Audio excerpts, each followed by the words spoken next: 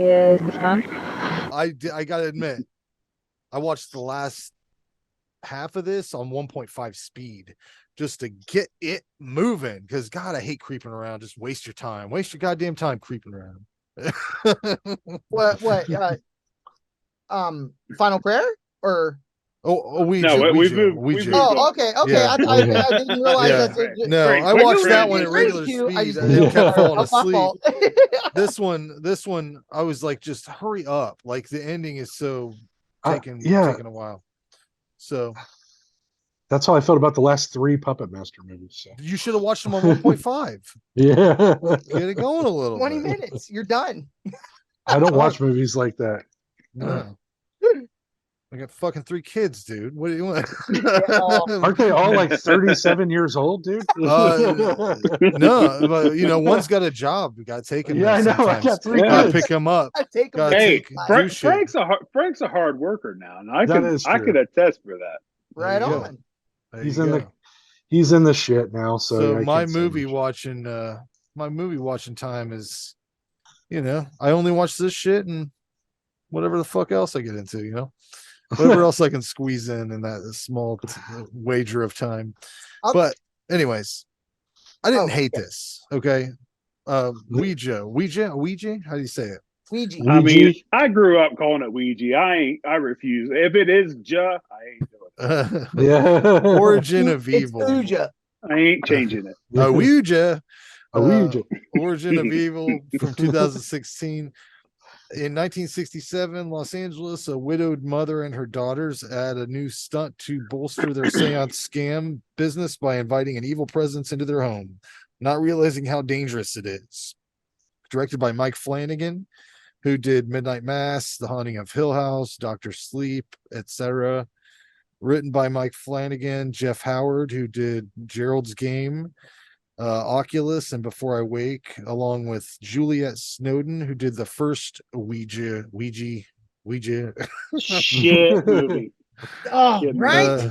I tried watching that thing fucking so bad. 20 minutes into it. I almost went back and watched it before this one. I'm so glad I did. So this one's better than that one, right? I've never seen it.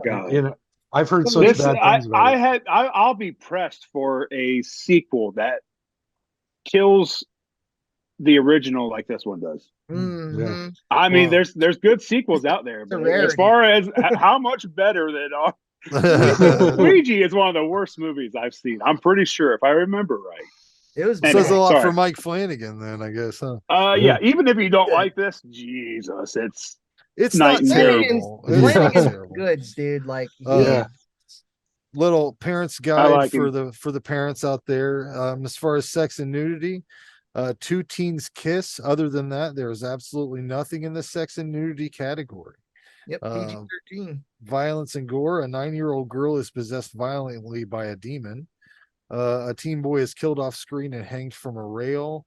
A man breaks his neck on a stair, killing him. A little girl's mouth is sealed shut in a dream sequence. No blood. A mother gets stabbed in the stomach with a knife and dies. No blood. Alcohol, drugs, and smoking. Teens drink alcohol at a party, but naming it coffee to keep it secret. So watch out. Yeah, it's PG-13, right? Yeah.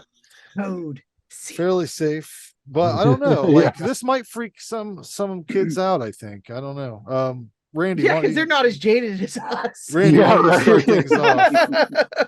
Yeah, so I picked this one because I was going through Flanagan's catalog, and I saw this. It's the only movie of his I haven't seen, or series, or whatever. So, and I remember the 2016 Ouija movie, and I never saw that because I heard such bad things about it. So I was curious. I'm like, I'm going to watch this anyways.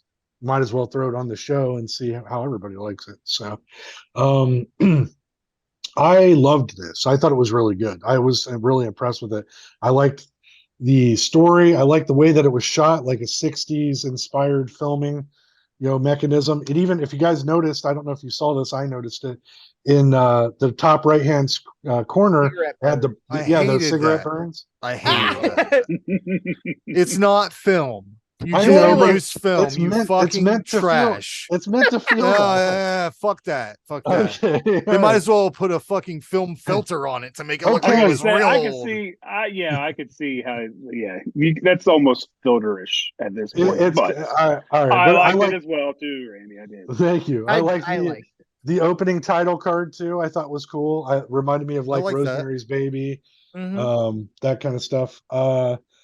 For these little kids, I don't like little kids acting annoy me in most movies, and This they're in a girl was lot. good though. She was good. She was really good, and her sister was pretty decent, and her mom was fantastic. Beautiful. Well, Yes. those are except for the little girl. The redhead was in Oculus, Mhm. and that the mom, she's in like everything. Even Everything he does. his Yeah. wife was in the first shot. She was the blonde trying to scam her dad, Mr. Yeah. He was the boss in Perfect Strangers. I swear to God. I recognized him too, John. I couldn't remember place his name, but I recognized Mr. him Beckley. too. Was that it? Might have been. Anyway, But the priest that's in this is Henry Thomas. Henry Thomas, yeah, yeah. another Flanagan staple. Yeah, it's always Yeah. good to see him getting work, even But- though he seemed pretty wooden though, like a little bit. I thought. I think that it was, but he did a good job. If we can say Henry Thomas did a good job, maybe put it on a T-shirt like we did with. Did all right. That's more like it. Henry Thomas did all right. He did all right. I love the story idea for this. I love the idea that people are taking advantage of people because they're stupid on something and believing in that somebody in a house, just a regular house, you roll up like, oh, you do this in your dining room. That's cool. You're gonna Have you ever seen that in real life? I've seen that. I have actually. I actually had a lady do a reading at one of my comedy shows one time that I did. She was there with a traveling group of people who were clairvoyants and gypsies. Yeah, they you were. Can't say that. That's racially insensitive. Yeah. Wait, I can't. That's culturally insensitive, I believe. I didn't realize. They like to be called Romani, just in case you. Yeah. Is Canuck a bad word too? I think you can still fuck with the Canadians. Yeah, Canadians but are pussies. Eskimos gone. You got to say. I said that around someone the other day, and they're like, "Jesus!" I'm like, "What?" Yeah, you got it. You can't say. I didn't know gypsy was a bad word. You can't say gypped anymore either because that's gypsy. I still do. And Martha keeps telling me that I can't say. I haven't seen you in a coon's age. But I don't know. I mean, that's old. She said that sounds racist, and I'm like, I don't know if it's racist. But as old as a coon is, like, how old's a coon? I don't know. Raccoons. They live to be like 40 I don't or 50 even feel years comfortable old. saying coon anymore. Yeah. We're done. We're done. We're canceled. You got 3 words in a row there. I see. But anyways, I like the pace of this. I don't normally like a slow burn that's so slow, but it starts off a little slow, but it's got this I don't know. I like a slow burn, but this one was paced even a little slower than I thought. But it's PG-13, so I see that they didn't have like some huge kills right away or anything. It's kind of building up this, letting you live with these people a little bit and see how they live, and I liked that. I liked their whole scam was cool to me. Then you get the Ouija part where the board comes in. I thought was kind of a neat introduction. It's new. It's a new thing that's happening in this time period. We're all jaded people. We've seen it a million times. We know it's silly, but to somebody that hasn't seen it before, it's kind of neat. It's something neat. There are a couple of things I didn't like. I like the ending a lot of this movie. This one I enjoyed. I enjoyed every bit of it. The beginning, the middle, and the end. So that was a fun change of pace from the last one. But there were a couple of things I thought there. It's PG-13, but there could have been more gore. I mean, even in a PG-13 movie, when she's doing the lips thing, that could have been a little bit more, show and tell. The stabbing of the mom. I mean, I've seen PG-13 movies where blood squirts from the wound. I mean, why? Right. Well, have you seen Megan? Have you seen? Yeah, Megan? I've seen Megan. Yeah, they pull an ear off in that. That was awesome. Exactly. I think overall this is I think it's probably his weakest entry, like Mike Flanagan, but I think it's amazing what he did with what he was given. So I loved this movie. I called up John Paul as soon as I got done watching. I'm like, have you seen Have this? you seen the first one? I never saw the first one. No. Okay. So, Oh shit. Well, yeah. it would have been best for you to watch that This first. is a so 10. This is a you 10 didn't have to go compared back. to that. Yeah. But John Paul was like, yeah, it's okay. And I was like, no, man, I think it's pretty great. But so I gave it an 8 out of 10. No, you're wrong. Yeah. Yeah. I dissent. Yeah. Um, You know, John Paul's he's got odd tastes. We all know that. So, Oh but, yeah, we all do. but yeah, I liked it quite a bit. I would recommend it to anybody, you know, that's just looking for something on a rainy Saturday afternoon to watch, man. It's pretty great. Yeah, don't even honestly, don't even bother with the fucking first one. Just Yeah, I'm not going to. so bad. Like, just I don't know. I didn't finish it, so I can't. But Wow, it that was bad, bad huh? enough for me not to finish. The only thing I even remember that had anything to do with the first one was at the very end, that old lady. She's in the first one, but other than that, Oh, okay. I mean, this was a prequel, right?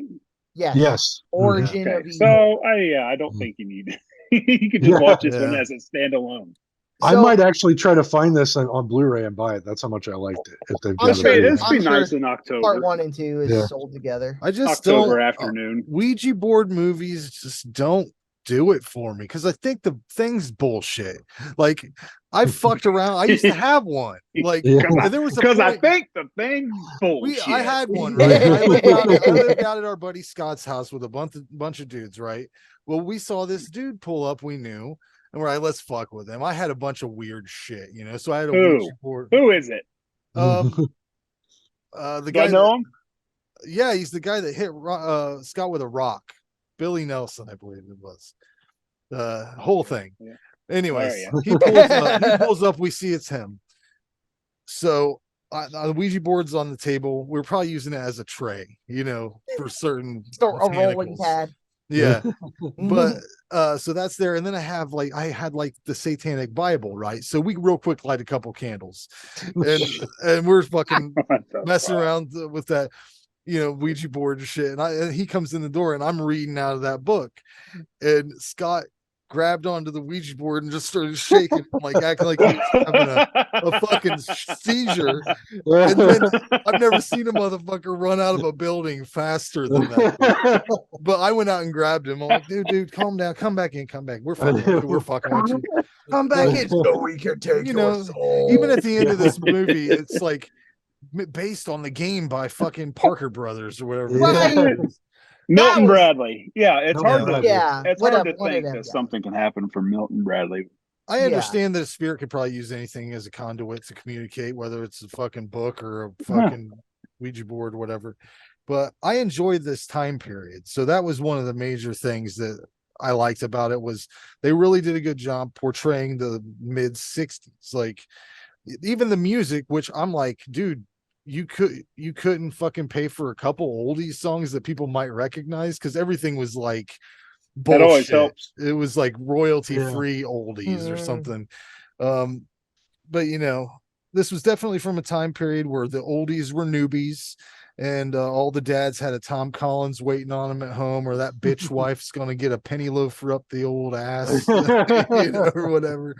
But this movie was far better than Witchboard. That's the only thing I have it to compare to, really, as far as Ouija board movies. I can't think of another one. But they added elements of the creepy little girl, which I think that's the thing that a PG-13 horror movie needs to have, is some really cool special effects, because whenever she like is watching TV or feeding off of the TV's energy or whatever, and her mouth's all open, her eyes are white, like it's a good effect, and they use it with Henry Thomas and shit too. Like it's a cool, I know it's overdone, white eyes and all that shit, but just the mouth, it just looks terrible. It's digital, it's all, you know, because it's CG, and it's just like it just never looks right. It doesn't look but right. I did think, you know, they added some cool shit with the planchette, being able to like look through it and see spirits. Although they had fucking Doug, what's his name, Doug Jones, as that creature, that black creature or whatever, and that was bad CG on that too. Like you had Doug Jones, you fucked it up. All you had to do was paint him up black and like let him go weird, act like a salad. The eyes just didn't. They were like, I don't know if they were like sometimes unnaturally bright can work, but it didn't work here. He was like solid black, and I felt like all I needed was like simple, just like regular yellow eyes that show up just enough outside the black, not wah, you know what I mean? Yeah, like it was a little crazy. It looked like, because the way, you know how HD screens, you can like sometimes see the pixels and shit, like, you know, effects. Like his eyes seriously looked like headlights. Yeah, it was something. And now that I know that's Doug Jones, what a waste, dude! What a waste of Doug Jones, right? They pulled a the Slayer. That awesome creature was in it for 10 seconds. Like, yeah, that's the thing that blew my mind, was that they had spent all the time to get him, a famous creature guy. He always looks badass almost. But yeah, the best stuff about this was the little girl. How creepy she was, how she could do different voices and all that shit. Great actress too that was pulling that off. But it's kind of a long, boring possession film featuring a few cool effect shots and a really sad ending. Like the ending is fucking a bummer, but the filmmaking is really good, and it's just not my vibe. But I think a lot of people will like it. 5 out of 10. Right on. Well, I want to kind of take Frank's segue. I also like Witchboard, so this was pretty cool. Supernatural horror. Again, the first movie is so bad. Even with Flanagan's name attached to this, my expectations were super low. But I love Flanagan. Like I said earlier, there's not a whole lot of sequels that I can think of off the top of my head that is that much better than the original. I mean, there's a bar. The acting is solid, and I like the tone of this. I like how it's, you know, that vintage feel. I like the real change marks. It is slow in parts. Definitely the runtime could have been trimmed up. But this absolutely exceeded my expectations. And like Randy, I think this was about the only thing of Flanagan that I hadn't seen. It's good. I gave it a 7 out of 10. Nice. Yeah, so like I've been saying, it's way better than the first one. Don't waste your time. I love the backstory of the house. Like that whole thing with the letters written in Polish from out of nowhere, you know, that her sister wrote, and then they got them translated, and just like, what a story. Oh yeah. Like what a terrible plausible story up until the afterlife stuff, you know, like that. What an exposition dump though, whenever that happens. It's like, I don't like it though. It was a good it's real story. Like just scoop, boop, there you go. There's all all the documents. right, sweet. Now we know this house is in Nazi madman's house. All right, sweet. We get it. The whole we played on a graveyard. Like I like that part because of the bodies in the wall. That was like, I was kind of expecting that, but I was really expecting more of a mass grave outside somewhere. Right. But that totally makes sense though, that it would be in the walls, especially like when she pulled out that wallet of money. Yeah. That was nuts. I loved when she turned the slingshot on that kid himself. I would have went for the nuts personally. But that was all. I wish they would have showed that. Give me a little bit of blood from that. Why not? How far did that go? What happened? Did he lose the eye? Like, at least say something about it. You know, like, say something. Tommy Peterson lost his eyeball. Shot his eye out. Yeah.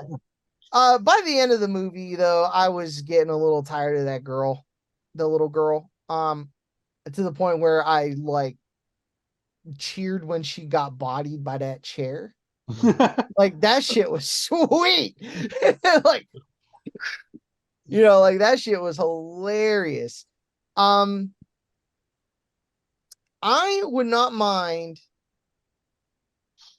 seeing another like sequel to these characters, not those Yeah. schmucks in this unwatchable first one. I would like, you know, she maybe that redhead, you know, she wrote that, you know, in her blood, that Ouija board in her blood. Like I feel like okay, there's a little bit of blood magic happening, you know. That would be I'd like to see something happen with her. That'd be cool. But they're, you know, they're not. It would have happened already. Um I gave this a 6 out of 10. It ran a little long, but Flanagan gets a lot of leeway in my eyes since I like most of his shit. So, yeah. Way to go, Right on. Flanagan.